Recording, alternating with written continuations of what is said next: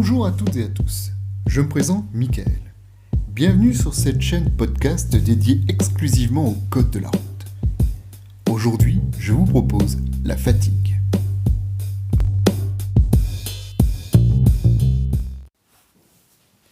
La fatigue est responsable d'un accident mortel sur 3 sur autoroute. Alors attention, il ne faut pas faire d'amalgame. C'est-à-dire que la première cause de mortalité sur les routes, c'est bien l'alcool. Par contre, sur l'autoroute, c'est la fatigue qui arrive en première position. Alors pourquoi sur autoroute ce n'est pas l'alcool qui arrive en première position par rapport au facteur accident ? Tout simplement parce que les gens qui sont sous l'emprise de l'alcool ne prennent rarement l'autoroute. Ils prennent plutôt les chemins de travers, comme on dit, les petites routes. 18% des accidents mortels sur autoroute sont dus donc à la somnolence. Un accident sur 3. Donc pour lutter contre la somnolence sur autoroute, vous savez tous ce qu'il faut faire. On fait des pauses toutes les 2 heures. Et des pauses qui peuvent durer donc 15 à 30 minutes.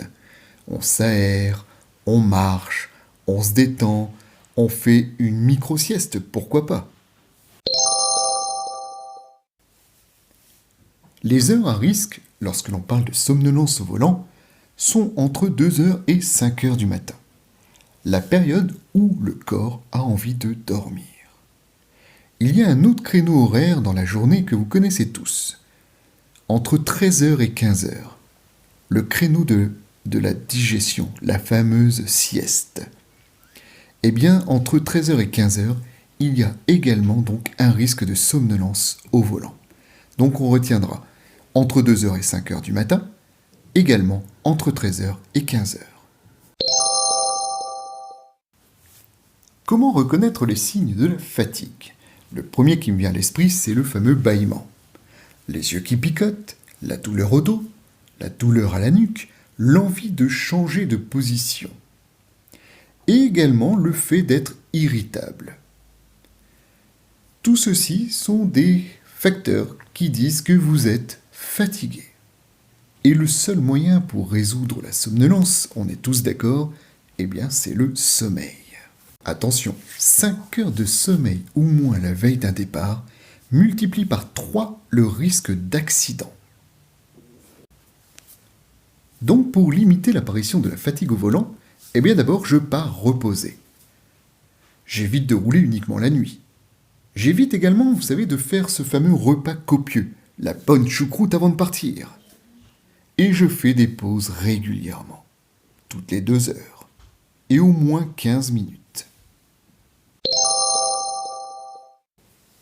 Maintenant, je vais vous parler des fameuses phases de micro-sommeil.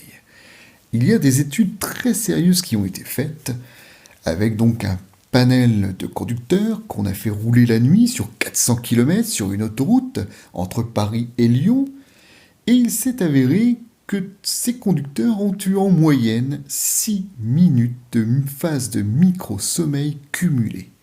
Bien sûr, pas 6 minutes d'un seul trait. Là, forcément, 6 minutes d'endormissement au volant d'un seul trait, c'est l'accident automatiquement. Non, là, ce sont 6 minutes cumulées, des phases de micro-sommeil. Il existe d'ailleurs des petits appareils que vous pouvez mettre à l'arrière de l'oreille et qui détectent les premiers signes de fatigue lorsque la tête commence à tomber un peu. Et à ce moment-là, une vibration s'enclenche, voire une sonnerie qui vous alerte, et c'est peut-être le moment d'aller faire une sieste ou du moins de se reposer. Il y a même des véhicules aujourd'hui qui sont équipés de ce genre de système.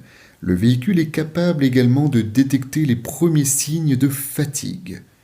Et à ce moment-là, le volant peut vibrer, voire une sonnerie peut retentir. En tous les cas, n'oubliez pas qu'à ce moment-là, il va falloir vous reposer.